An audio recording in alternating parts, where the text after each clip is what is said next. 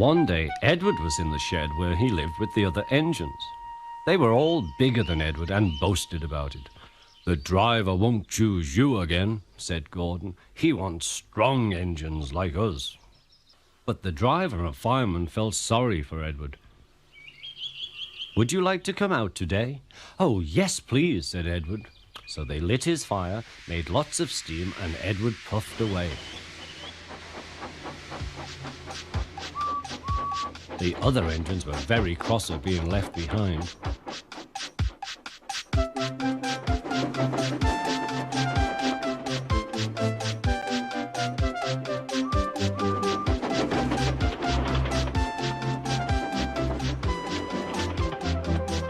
Edward worked hard all day. The coaches thought he was very kind, and the driver was very pleased.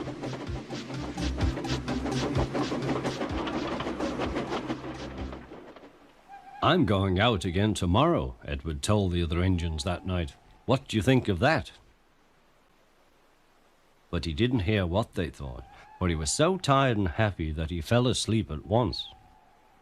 Next morning, Edward woke up to find nothing had changed.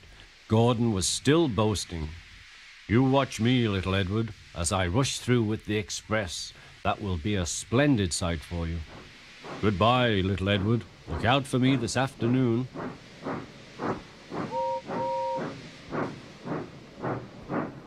Edward went off to do some shunting. Edward liked shunting. It was fun playing with trucks. He would come up quietly and give them a push. Then he would stop and the silly trucks would go bump into each other. "Oh!" they cried. "Whatever is happening?"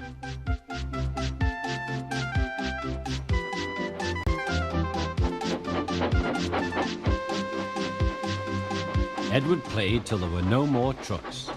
Then he stopped to rest. Presently he heard a whistle. Gordon was very cross. Instead of nice shining coaches, he was pulling a lot of very dirty trucks. "A goods train, a goods train, a goods train," he grumbled. "The shame of it, the shame of it, oh, the shame of it." Edward laughed and went to find some more trucks. Then there was trouble.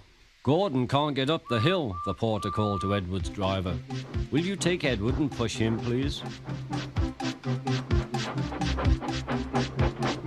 They found Gordon halfway up and very cross.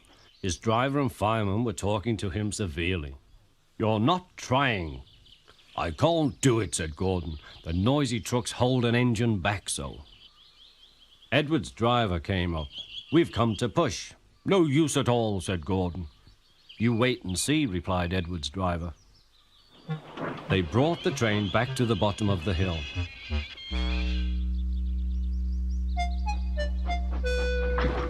"I'm ready," said Edward. "No good," grumbled Gordon. They pulled and pushed as hard as they could.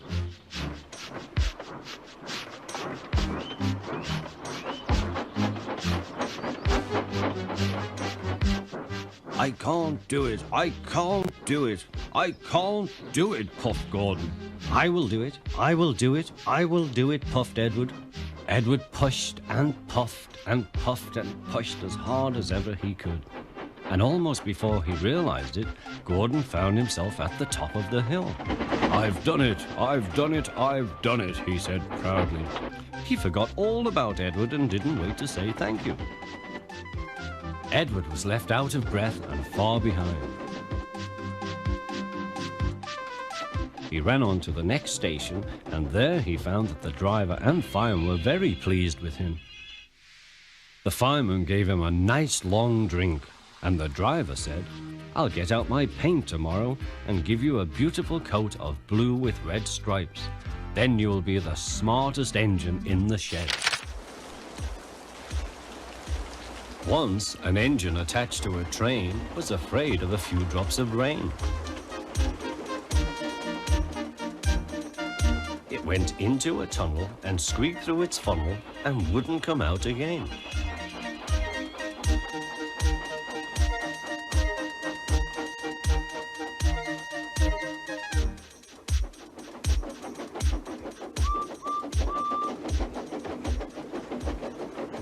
The engine's name is Henry. His driver and fireman argued with him, but he would not move. "The rain will spoil my lovely green paint and red stripes," he said. The conductor blew his whistle till he had no more breath and waved his flag till his arms ached. But Henry still stayed in the tunnel and blew steam at him. "I'm not going to spoil my lovely green paint and red stripes for you." Then along came Sir Topham Hatt, the man in charge of all the engines on the island of Sodor.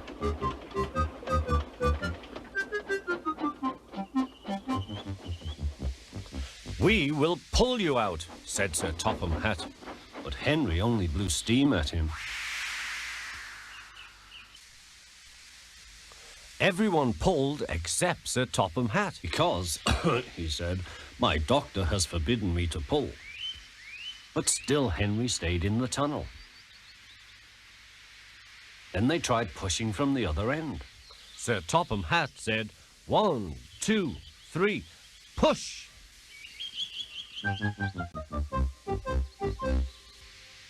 But he didn't help. "My doctor has forbidden me to push," he said.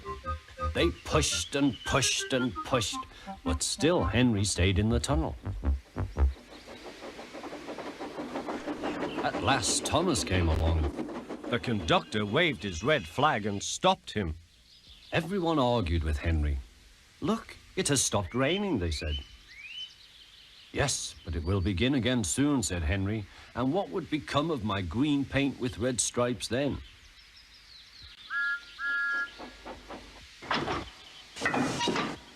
Thomas pushed and puffed and pushed as hard as ever he could. But still Henry stayed in the tunnel.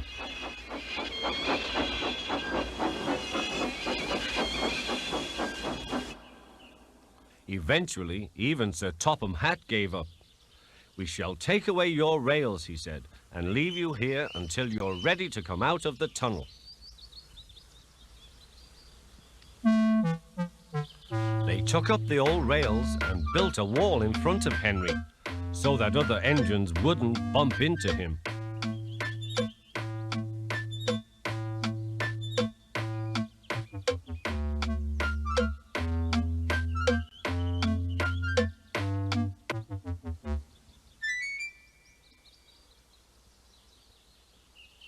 All Henry could do was to watch the trains rushing through the other tunnel. He was very sad because he thought no one would ever see his lovely green paint with red stripes again.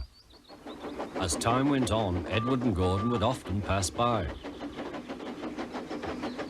Edward would say, "Peep, peep, hello." And Gordon would say, "Poop, poop, poop, serves you right." Poor Henry had no steam to answer. His fire had gone out. Sudden dirt from the tunnel had spoilt his lovely green paint and red stripes anyway. How long do you think Henry will stay in the tunnel before he overcomes his fear of the rain and then decides to journey out again?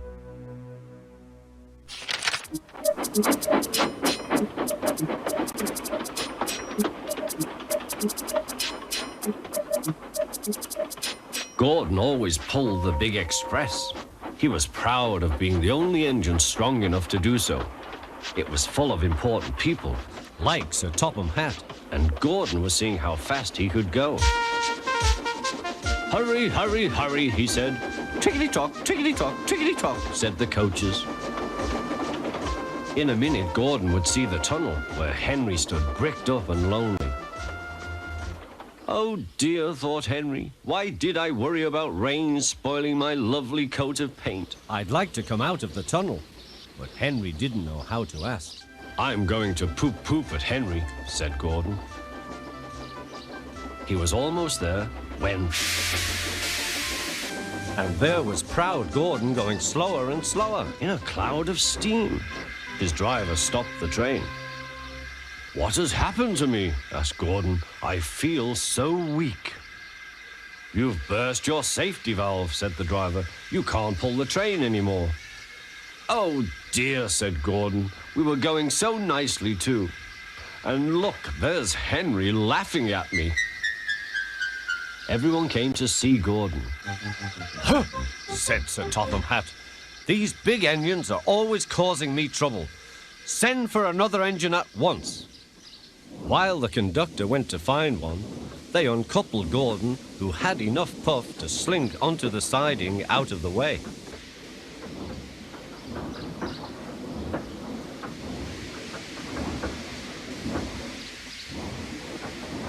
Edward was the only engine left. I'll come and try, he said.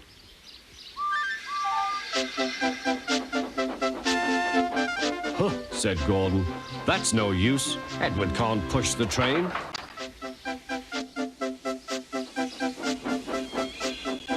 Kind Edward puffed and pushed and pushed and puffed, but he couldn't move the heavy coaches.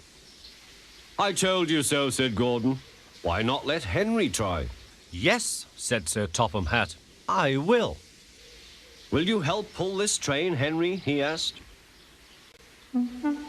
Oh, yes, said Henry.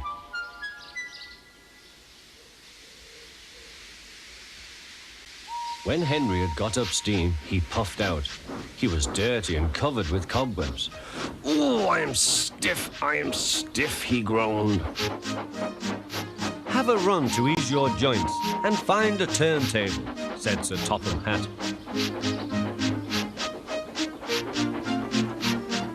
When Henry came back, he felt much better. Then they coupled him up. Peep, peep, said Edward, I'm ready. Peep, peep, peep, said Henry, so am I. Pull hard, we'll do it. Pull hard, we'll do it. They puffed together.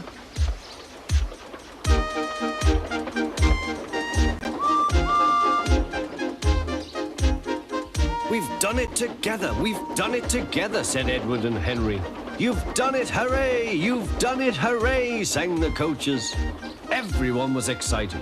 Sir Topham Hatt leaned out of the window to wave at Edward and Henry. But the train was going so fast that his hat blew off into a field, where a goat ate it for tea.